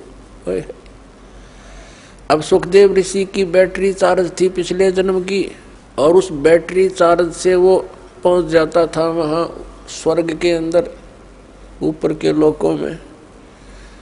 तो वहां के जो कॉमन स्वर्ग है, ये स्वर्ग क्या है, ये रेस्टोरेंट है। एक तो प्राइवेट रेस्टोरेंट होते हैं, उनमें तो कोई डट जाके पैसे वाला। एक सरकारी होते हैं, उनमें सरकारी अधिकारी ही रुक सकते हैं। ये पहुंच गया एक दिन, ये जाता था कॉमन स्वर्ग, इंद्र वाले स्वर्ग में। फिर ये पहुंच गया भगवान विष्णु जी के लोक में। प्रत्येक इन भगवानों के लोकों में इसी तरह रेस्टोरेंट बने हुए हैं, और ये भी अपना काम ऐसे ही चला रहे हैं। उनका ये टैक्स लगाते हैं जो यहाँ से पुण्यकर्मी प्राणी जाते हैं, जैसे एक होटल वाला चार्ज रख देता है, उसका महीने का या जैसा भी घंटों का हिसाब से वो खर्चा लेता है। सुखदेव ऋषि जब पहुंचे स्वर्ग में, वहाँ के होटल में, विष्णु जी वाले बड़े होटल में, तो वहाँ एक रूल बना रखा उन्होंने कि जिसने गुरु धारण कर रखा हो वही व्यक्ति यहाँ आ सकता है, इसमें सटे पा सकता है। अब सुखदेव ऋषि का कोई गुरु नहीं था, बैटरी चार्ज पिछले जन्म के पुण्य कर्मों के कारण वो आकाश में फिर रहा था। तो वहाँ के जो पहरेदार थे, सेवादार थे उस होटल के, उन्होंने मना कर दिया कि ऋषि जी आपका कोई गुरु है नहीं, इसमें एंट्री नहीं हो सकती आपकी। वो अड़ गया उनके साथ कि तुम पहले व्यक्ति देखे हो हमने, मैं तो ऐसे जाता हूँ, वहाँ भी जाता था, इंद्र के लोक में जाता था। उन्होंने कहा जी वहाँ जाते होगे पर यहाँ नहीं जा सकते आप, ये भगवान विष्णु का आदेश है। उसने कहा कि मेरे को विष्णु जी से मिलाओ। वो तांडी पाक रहा था, हल्दी की गांठ से पंसारी बन गया। अब उन पहरेदारों ने जाके बता दिया कि भगवान ऐसे ऐसे एक सुखदेव नाम के ऋषि हैं, उनका कोई गुरु है नहीं, और उन्होंने हट कर रखा है अंदर प्रवेश करने की, आपका क्या आदेश है। और उसने ये कहा कि मुझे भगवान विष्णु से मिलाओ। भगवान विष्णु आए बाहर। अब ऋषि ने तो ये सोचा था सुखदेव जी ने कि मुझे देखकर जैसे इंद्र दौड़ा आता था ऐसे सीने से लगाएगा कि वाह बड़ी भक्ति कर रखे, यहाँ पहुँच गए। लेकिन मर्यादा बहुत बड़ी चीज होती है भक्ति मार्ग में। तो विष्णु जी ने उनको सीधे मुंह बात नहीं की और कहा यहाँ कैसे आए ऋषि जी। पुण्यात्माओं, जो व्यक्ति किसी के पास कोई उद्देश्य लेकर जाता है और वो ये सोच कर जाए कि मुझे बहुत सत्कार मिलेगा, और जाते उसको सीधे मुंह बात ना की जाए तो वो समझ जाता है कि बात बिगड़ गई। आधी तो उसकी भांग वहीं उतर गई जब भगवान ने नो पूछा तू यहाँ किस लिए आया। तब उसने कहा जी मैं उस दिन यहाँ व्यतीत करना चाहता हूँ आपके रेस्टोरेंट में, इस स्वर्ग में। तो विष्णु जी को पता तो था ही। फिर उन पार्षदों से पूछा, सेवादारों भाई तुमने क्यों नहीं एंट्री होने दी ऋषि जी की। तो सेवादारों ने बताया जी इनका गुरु नहीं है। तो भगवान ने कहा सुखदेव आप जा सकते हैं, बगैर गुरु वाले व्यक्ति को हम इसमें प्रवेश नहीं होने देते, आप जाइए। अब ऋषि जी ने कहा कि भगवान इस पृथ्वी के ऊपर मेरे समान कोई ऐसा है नहीं, मेरे जैसा कोई सिद्धि युक्त, मैं किसको गुरु बनाऊं। तो भगवान श्री विष्णु जी ने कहा कि सुखदेव ये भी तेरी भूल है, ये तेरा अभिमान बोल रहा है, तेरा अज्ञान बोल रहा है। आप जाइए राजा जनक से उपदेश लीजिए। राजा जनक कौन? जो सीता जी के पिता थे। कई कहते हैं कि गुरु जो है ब्रह्मचारी होना चाहिए, तो वो भी उनकी भूल है उन व्यक्तियों की। अपने आत्माओं परमात्मा के विधान से अपरिचित व्यक्ति इस तरह की अटकलबाजी करता रहता है। तो इन सब प्रमाणों से हमें सिद्ध होगा कि गुरु कैसा होना चाहिए, शिष्य के क्या लक्षण होने चाहिए, कैसे उसमें गुण होने चाहिए, और गुरु जी के अंदर कैसे लक्षण होने चाहिए। अब सुखदेव ऋषि बाल ब्रह्मचारी और साधु संत ऋषि और राजा जनक गृहस्थी, उसने ब्याह करवा रखे गणे, क्योंकि राजा था। अब वहां तो वो बोल नहीं सका भगवान विष्णु के सामने, तो वापस आ गया। वापस आया तो वहां अन्य ऋषियों के पास जैसे पहले खूब छाती खोल कर जाया करता था, उधर न्यू जावा मुंह लटकाए। उन्होंने पूछा, ऋषि जी ऐसी क्या घटना घट गई, बहुत दुखी से नजर आते हो। तो उसने सारी कहानी बता दी कि मैं विष्णु जी के लोक में गया था और भगवान ने मुझे वहां रहने नहीं दिया। तो उन्होंने अन्य ऋषि देवों ने पूछा कि ऐसी बात नहीं हो सकती, भगवान विष्णु तो बहुत प्यार करते हैं, बहुत अच्छे भगवान हैं, कोई बात और गड़बड़ी पावेगी, कुछ और गलती कर रखी होगी आपने।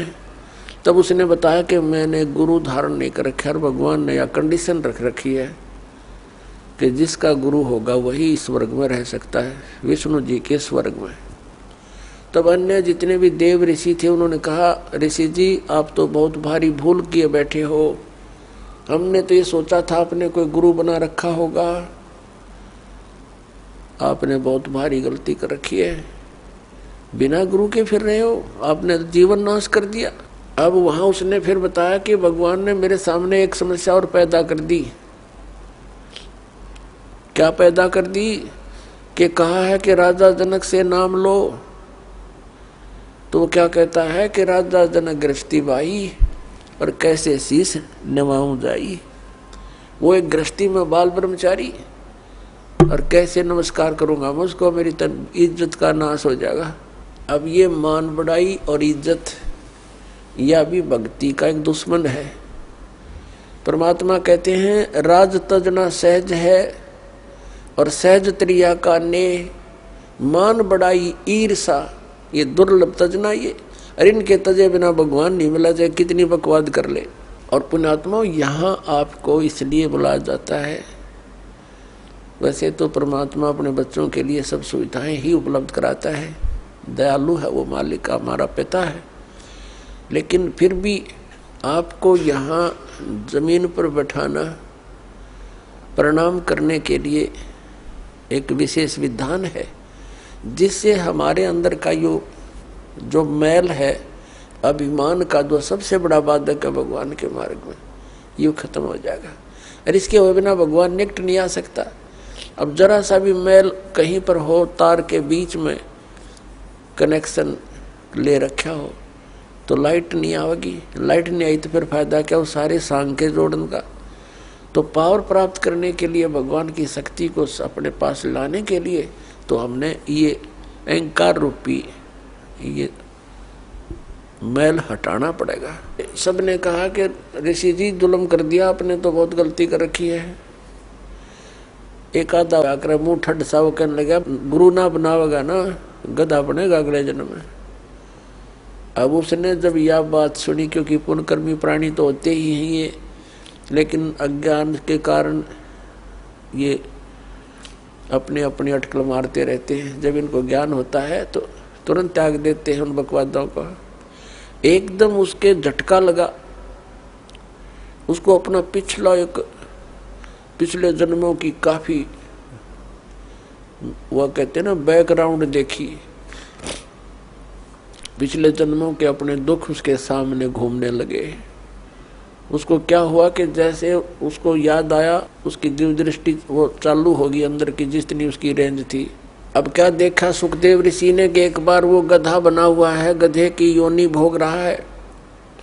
कुम्हार ने उसके ऊपर अच्छा बोरे में खूब नीचे से कच्ची ईंटें डालता है और ले जाता पजावे पर। पजावा होता है जहाँ पर ये कुम्हार लोग ईंटें पकाया करते थे।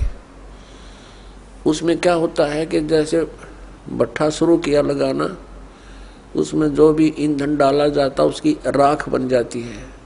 अगले सीजन में उस राख के ऊपर ही वो दोबारा लगा देता है, क्योंकि उस राख को कहाँ डाल के आए और स्थान नहीं। नेक्स्ट सीजन में फिर उसके ऊपर ही लगा देता। वह राख नीचे बनते बनते बहुत बड़ा वो पहाड़ नुमा हो जाता है, फिर उसके ऊपर लगाना शुरू कर देता है। तो उसके ऊपर गधे से नीचे से कच्ची ईंटें ले जाता है ऐसे ऐसे, और वहाँ कच्ची ईंटें उतार देता है। वो उसके थैले से कमर पर लाद रखा होता है और वहाँ तुरंत पक्की ईंटें भर देता है और फिर मार कर लठ नीचे तलता कर देता है। यानी नीचे से भी लद्या जा, ऊपर से भी लद्या आवे। कहते हैं मैं अंधा हो गया, 2-3 वर्ष ऐसे कठिन काम भी लिया मेरे से। मेरे मालिक ने अंधा हो गया तो मुझे त्याग दिया, जंगल में छोड़ दिया। एक पगडंडी सी पकड़ दी मैंने, उस पर चलता चलता जा रहा था। आगे कोई नाला था, एकदम नाले में अगले पैर टिके, वापस आने में असमर्थ रहा। आगे जाने में भलाई समझी, छलांग लगाई। वो ऐसा नाला था कि मैं फिट हो गया उसमें। आगे मुंह टिक गया, पीछे तो पीठ हट गई, पैर लटक गए। और उस रास्ते पर इक्का दुक्का कोई व्यक्ति आता था, जंगल में गांव से दूर था। तो जो व्यक्ति कोई इक्का दुक्का आवे, मुझे निकालने का प्रयत्न नहीं किया, मेरे ऊपर कमर पर पैर रखकर पार हो जा, पुली बना ली मेरी। हफ्ते 10 दिन तक भुगत कर मेरा जीवन पूरा हुआ। अब वो ऋषि कहने लगे फिर अब क्या देखना चाहता है तू? ये तो हालत जब है जब तूने आंखों देख ली, फिर तू नखरे कर रहा है। तो उसकी जो बुद्धि के सुक्रीव ढीले हो रहे थे वो टाइट हो गए 1 मिनट में, और चल पड़ा वहां से। फिर आ गया अपने पिता व्यास जी के पास। जब सुखदेव ऋषि का जन्म हुआ, वो 12 वर्ष तक माँ के गर्भ में रहे थे, और उसको माँ के गर्भ में इस प्राणी को सब पता होता है कि बाहर जाते बिजली गिरेगी।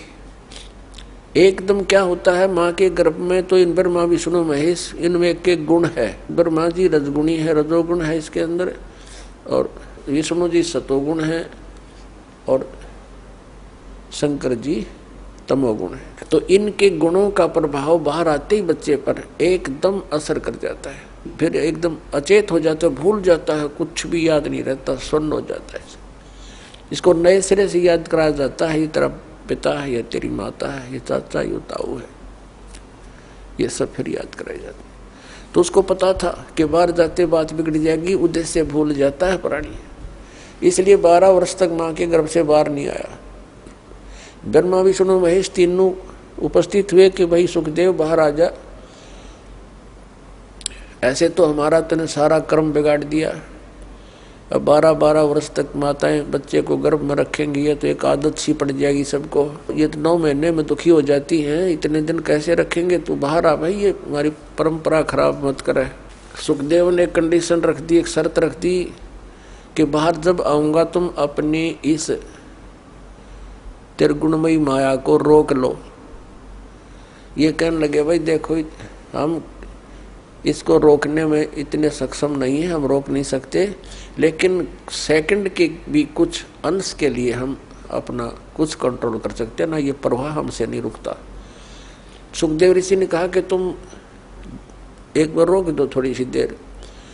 तो कहते सेकंड के भी कुछ अंश में ही वो रोक पाए थे, तभी वो माँ के गर्भ से बाहर आ गया। और उसको चेतना रही कि भक्ति ना करने से जीवन नष्ट हो जाता है। माँ के गर्भ में ये याद रहती है कि मनुष्य जीवन परमात्मा प्राप्ति के लिए प्राप्त होता है। अब उसने सारा कुछ कर लिया। माँ के गर्भ से बाहर आते ही अपनी और नाल को, जो सुंडी से लटकी होती है, माँ की नाभि से कनेक्शन होता, जेर सी, उसने अपने कंधे पर डाल गए और उठ कर चल पड़ा। व्यास जी ने आवाज लगाई, अरे पुत्र, मेरे बेटा कहाँ चले।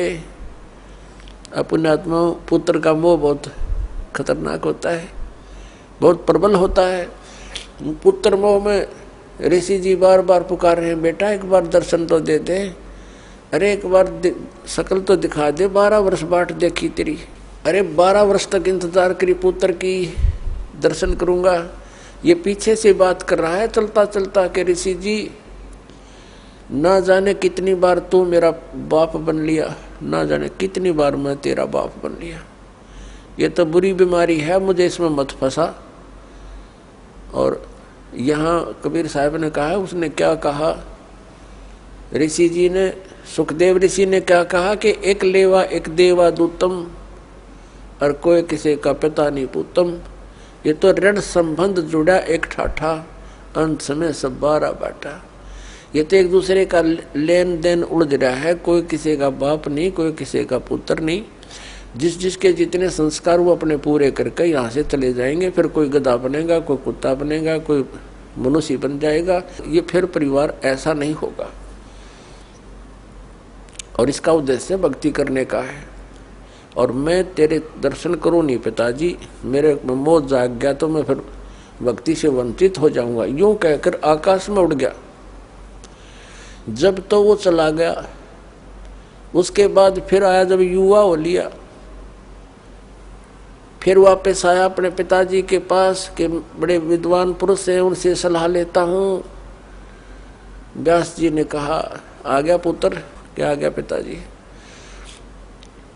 अच्छा बेटा, बड़ा कोई बात नहीं, अब आ गया। सुबह का बोला, शाम को आ जाए तो कोई दिक्कत नहीं, आ जाओ मेरे पास रहो बेटा। तब उसने कहा, सुखदेव ऋषि ने कहा कि पिताजी मेरे सामने एक समस्या खड़ी हो गई, एक प्रॉब्लम भारी है। सारी कहानी बताई। मैं ऐसे ऐसे विष्णु जी के लोक में गया था, उन्होंने वहाँ रहने से मना कर दिया क्योंकि मैंने गुरु नहीं बना रखा। पुण्यात्माओं, जो परमात्मा के विधान से परिचित प्राणी होते हैं वो एक के सुर में बोला करते हैं। व्यास ऋषि जी का भी माथा ठनका और कहने लगा, अरे बेटा तंदा अपना जीवन नाश किया। मैंने सोचा था चलो सब्र कर लिया था, संतोष कर लिया था मैंने, मेरा बेटा अपना कल्याण करवा लेगा। तने तो नाश कर लिया अपने जीवन का। या क्या सोचा तूने, गुरु नहीं बना रखा? अरे जाएगा कहाँ? तो फिर उसने अपनी वो दूसरी प्रॉब्लम बताई कि भगवान विष्णु ने कहा है कि राजा जनक को मैं गुरु बनाऊं, मैं तो बाल ब्रह्मचारी और वो गृहस्थी, मैं कैसे, मैं तो शर्म आओ पिताजी, कैसे नमस्ते प्रणाम करूंगा, तो दंडवत करनी पड़ेगी। तब ऋषि ने, उसके पिता ने कहा, बेटा यदि भक्ति करना चाहता है और इन दुखों से बचना चाहता है तो ये क्रिया तो बेटा करनी पड़ेगी। यार जब भगवान ने कह दिया, जब परमात्मा का आदेश हो गया, फिर अगर मगर करे तो विद्वान काहे का? तेरी ये 2 दिन की बैटरी चार्ज है, फिर बैटरी होगी तेरी बेटा। तो विद्वान कहा का तो जीवन नष्ट कर रहा है और मुझे भी कलंकित करेगा। जाकर नाम ले बेटा, जीवन नाश ना करे। तब वो गया राजा जनक के पास। अपने आत्मा राजा जनक के पास जब ऋषि जी पहुंचे, राजा जनक ने अपने सेवकों को, नौकरों से कहा, भाई आसन लगा दो, महर्षि जी आए हैं, आज हमारे भाग्य उदय हो गए, आसन लगा दो, बढ़िया बढ़िया कपड़े लगा दो, फूलों से सजा दो। उन्होंने 1 मिनट में कहते ही कर दी, आसन लगा दिया। तो कहा राजा जनक ने कि ऋषि जी विराजो, बैठो आसन पर। जमीन पर बैठ गया। कहने लगा, मैं आपको गुरु बनाने आया हूं, आसन पर नहीं बैठ सकता। अब राजा जनक का यकीन नहीं हुआ, जैसे नहीं ये बात, ये ऋषि तो शरफरे होते हैं, किसी ने कुछ कह तो नहीं दिया इसको, क्योंकि ये श्राप भी दे सकते हैं, ये तो विषैले सर्प भी होते हैं, इनके पास ये श्राप देने की भी एक पावर रखते हैं।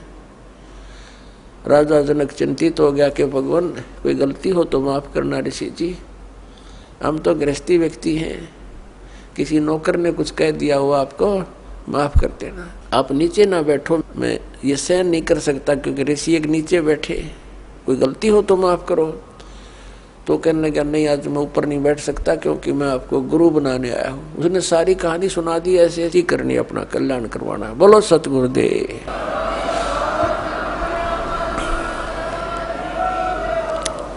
आइए अब हम उन श्रद्धालुओं के अनुभव जानते हैं जो जगत गुरु तत्वदर्शी संत रामपाल जी महाराज जी से दीक्षा प्राप्त कर चुके हैं तथा उनके द्वारा बताए गए भक्ति मार्ग पर चल रहे हैं।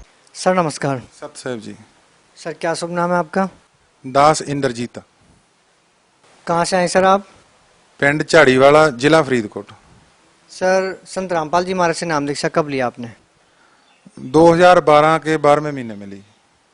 सर संत रामपाल जी महाराज से नाम दीक्षा लेने से पहले आप क्या भक्ति साधना करते थे?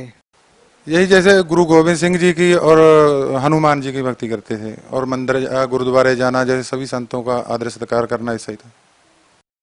सर पहले जो पूजाएं आपने की, उन पूजाओं को करने से आपको क्या लाभ मिला? लाभ तो बस जैसे जिंदगी थी वैसे ही चल रही थी, और लाभ जैसे कोई भक्ति का लाभ जो होता है वो तो मैं नहीं था पता कि क्या लाभ होता है। जैसे कोई भी भक्ति करते थे उसका लाभ नहीं महसूस होता था, बस चल रहा था ऐसे। तो फिर सर आप संत रामपाल जी महाराज की शरण में कैसे आए? रामपाल जी महाराज की शरण में ऐसे है कि मैं नशात दारू वगैरह सब खाते पीते, मांस भी खाते थे। तो पहले बॉडी बिल्डिंग करते थे, जूडो खेलते थे, इसके कारण मांस अंडा सारा खाते पीते थे।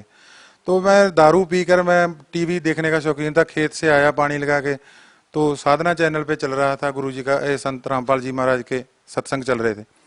मैंने सोचा कोई पंडित, जैसे पुराने पंडित होते हैं वो दिखाते हैं वेद खोल के, मैंने कहा ये पंडित है, ये हैं कोई, तो चलो देखते हैं। मुझे संतों का सत्संग सुनने का शौक था थोड़ा बहुत, तो मैंने वो सुना, देखा। मैंने देखा वो भगवद गीता में दिखा रहे हैं जो भी ज्ञान है, और अपना बाला मर्दाना की साखी में वो मैं हर रोज देखने लगा। फिर 3 घंटे का प्रोग्राम आता, वो भी देखने लगा।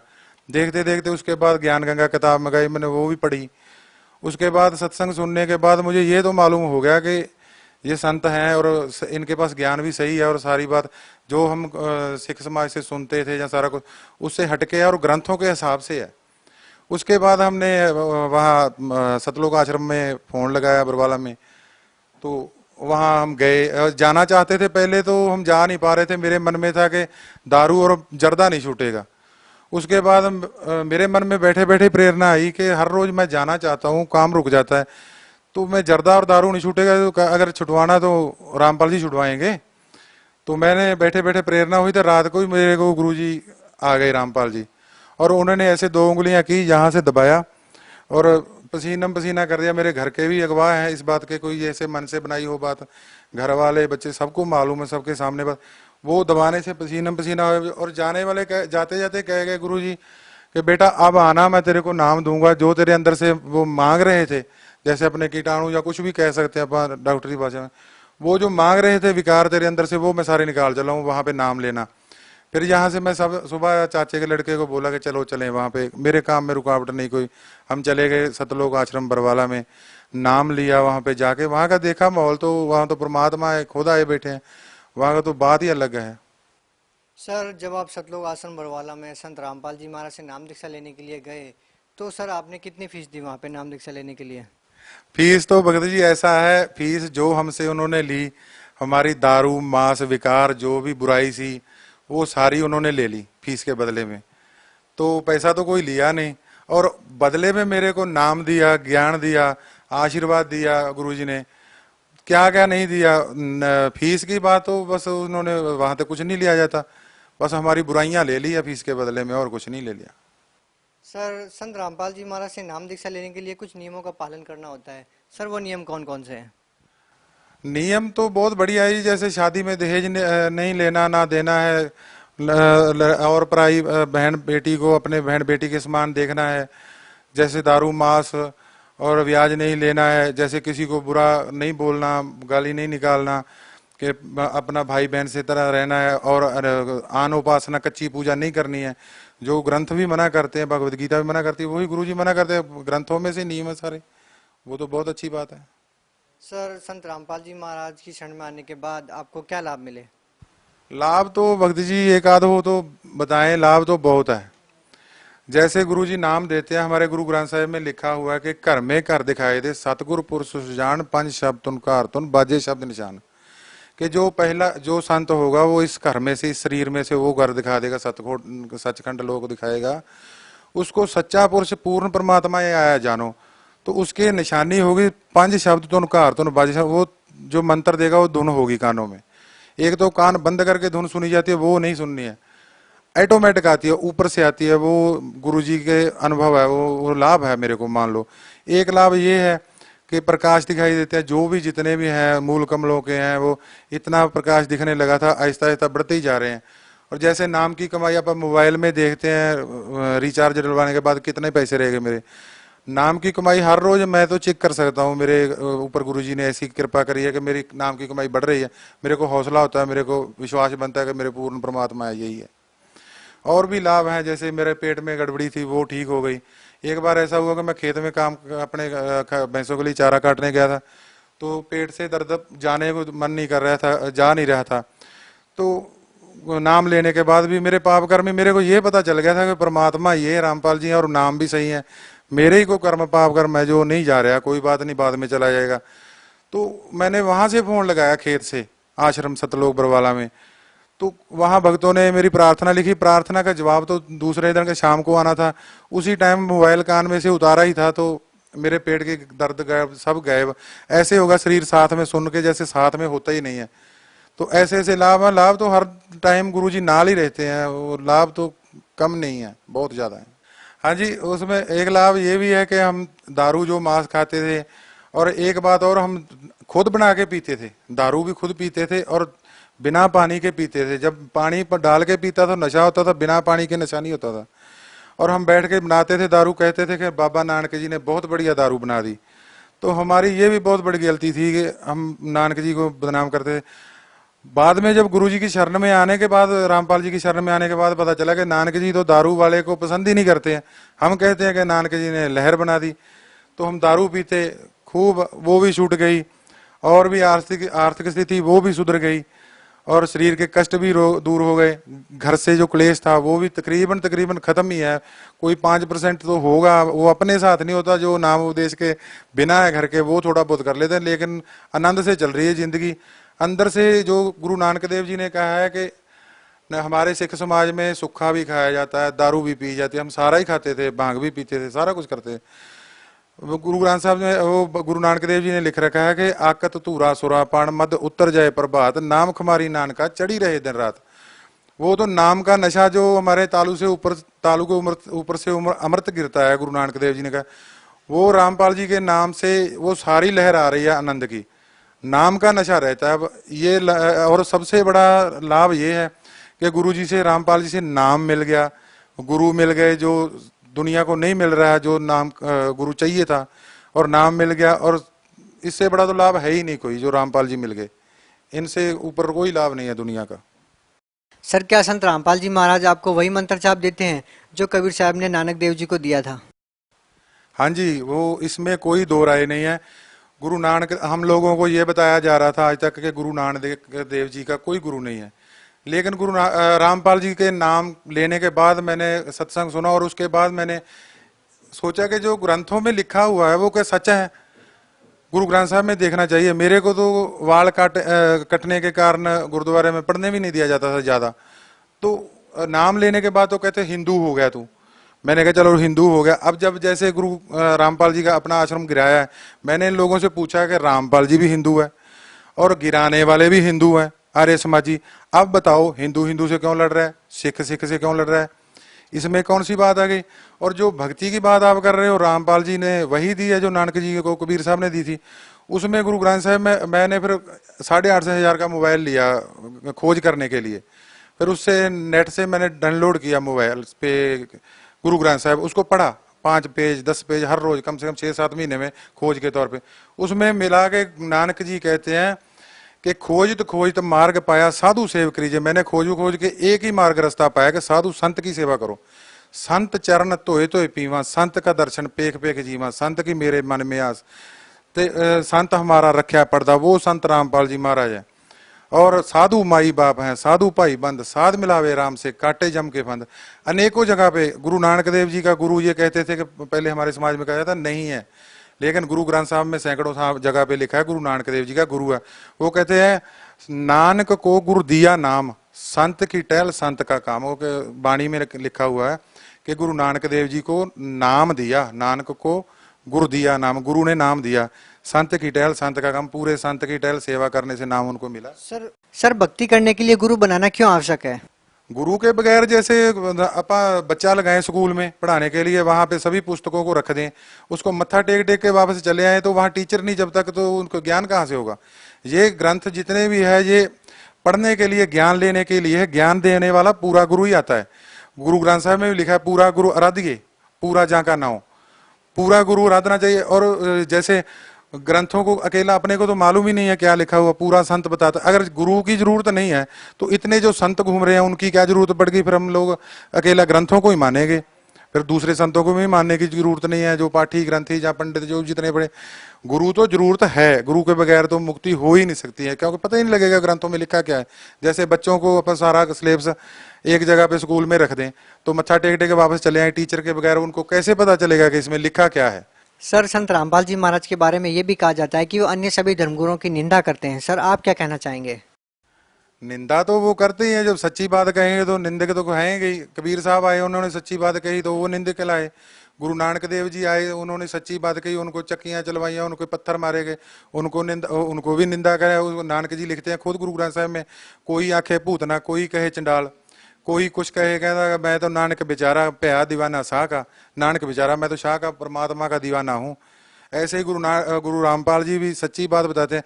जब भगवद गीता में मना कर रखा है कि भूत पूजोगे तो भूत बनोगे, देवी देवताओं को पूजा, देवी देवताओं को जाओगे, परमात्मा के पुजारी परमात्मा को जाए, तो ये सारे संत मटी मसाणी सब पूजा करवाते हैं। हमारे घर में भी अमृत छके हुए हम लोग मटियाँ पूज रहे हैं। सारा कुछ जो गुरु ग्रंथ साहब में भी मना कर रखा है कि ये आन उपासना नहीं करनी है, तो वो सारी करते हैं। हम गुरुओं की मानते कहाँ पे हैं? जैसे घर में गुरु ग्रंथ साहब लेकर आते हैं, शादी ब्याह में एक तरफ तो पाठ खुला होता है, दूसरे कमरे में हम दारू और माँ चला रहे हैं, क्या वो गुरु ग्रंथ साहब की हम निंदा जहाँ वो नहीं कर सकते? वो निंदा तो दिखाई नहीं दे रही।